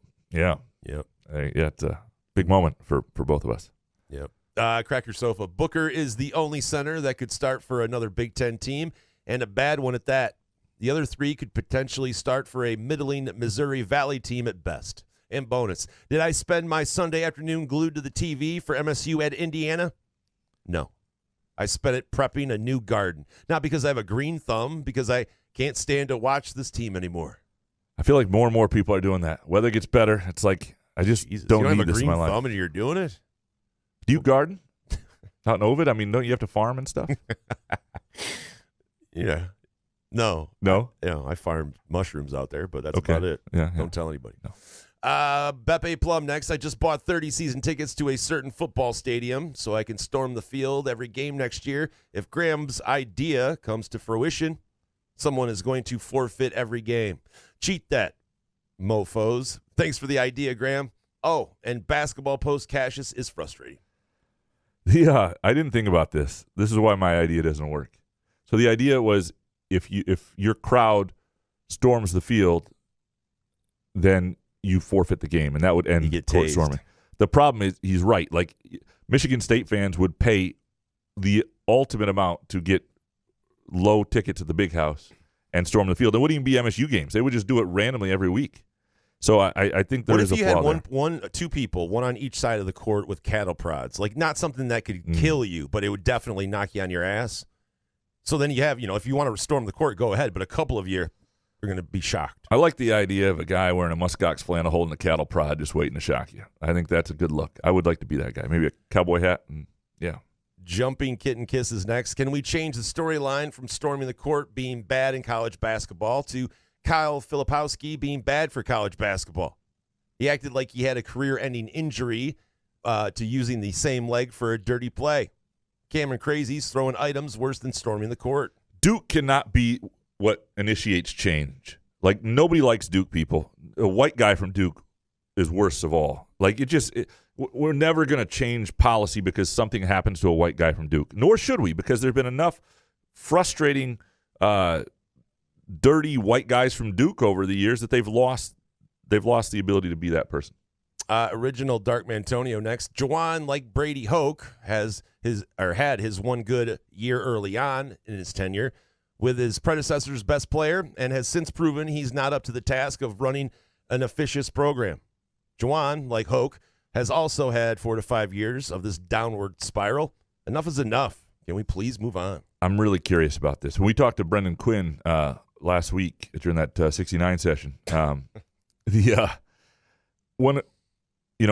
to him a month ago, he really thought that Juwan Howard would be back. And I know he doesn't cover them as closely as he used to, but the worse it gets, the more I think you do start to wonder. And the way they played the other day, and if this is just brutally ugly at the Big Ten tournament, and I don't know whether that matters either, but my sense is he's not back, but it's sort of done, so a saving face some way. But I don't know. I don't have any information on that. That's just where my gut would be. Aledo next. Outside of a couple good AJ games, is this team better with Doug McDaniels at point guard? And we give AJ to Michigan. Malik had a decent game, but motherfucking Renault made him look silly a couple times. Renault was really good, and then they've just got multiple bigs, and Indiana should be a better team than they are. And I think if they had Xavier Johnson healthy all year, they'd be like a 5 or 6 seed. They'd be in the top 4 in the Big Ten. Doug, D-U-G. Yeah. You don't ever want anybody named D-U-G on your team. But also, if you can only play home games, you don't want that guy on your team. So that you'd rather have A.J. Hoggard playing every night. And I know there's some But then jokes A.J. would here. go to Michigan and ball out. Yeah. How that goes. Hans Jurgen. Why can't we have centers who can defend, score in the post, rebound, block shots, shoot, catch the ball, or anything? These centers make me miss George Papadakis. Bonus. This team would have a losing record without Tyson Walker. I don't know about that. The team would be different. It would have evolved differently. I mean, Walker is a tremendous player, but losing record. So you're talking, I guess they're not that far. What are they, 18-13? So I guess it's not far away. Maybe 15-16. 3 different losses. You're probably right, actually. I take that back, Hans. Well done. Jake Hawkins. Although he's the straw that stirs the drink, Tyson Walker can't do everything. Case in point, the first loss against James Madison and yesterday's loss at Indiana. If Madi and AJ want to continue their college basketball careers, they're better off transferring. Bonus. This year will probably be the least interested I've been in March Madness. I'm wondering if I should even watch it. Could be entertaining. Here's to also hoping we all hear great news regarding the Lions signing a top free agent or two. Nobody turns a topic better than Jake Hawkins. So I haven't seen anything today yet, but it's today's the first day of it, right? First day of free agency. Oh yeah, Saquon Barkley to the Eagles. Yeah. And what's his name from the Eagles just went to the Bears, the former Lions running back. Not Swift. Not Bears. Yeah, Swift. Yeah, we have to get out of here. So I gave you the answer. Thank you. You're welcome. Upper Deck Jerk Guy finally here. Actually, kind of looking forward to not having to watch this team anymore. I've moved into the we need to talk about Izzo retiring camp. And bonus, we need another Rube Answers the Questions episode. I think we do. That needs to be like a monthly thing where we bring that in, as July. part of it. No, I think every month. I think this month we'll find a way to do a Rube Answers the Questions. I totally with you. And by the way, if these guys are going to produce our show for us, as they do, we ought to listen to them with what they want, I think. Valid. So we appreciate all of you, as always, producing our show. Thank you to Pure Options. Go to pureoptions.com. Check out the nearest location to you. Swing by a Pure Options location. Let them know you heard about them from Couch and the Rube or Couch and the Rube sent you. And if you spend $50 or more, you get a free eighth of ProGrow. And that's the one of their in-house brands. Fantastic quality. You will notice the difference. You'll love the vibe there. Good people, good quality, just good experience overall. And we appreciate Muskox Flannel. Go to gomuskox.com. Use the promo code HOFF for $15 off your flannel purchase. You can look as good as me and Jason. Thanks as well to Midtown Brewing Company. We will be back on Wednesday. Good show, man. Yeah, man. Couch and the Roof.